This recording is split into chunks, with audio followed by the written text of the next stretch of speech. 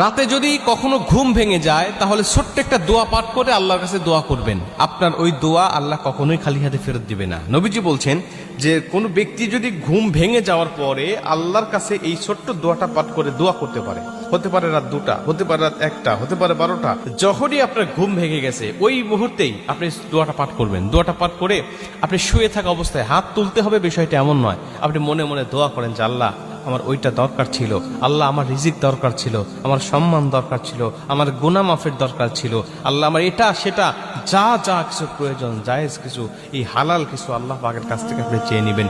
নবীজি বলছে দোয়া করলেই আল্লাহ পাক তখন তার দোয়াটা কবুল করে নেয়।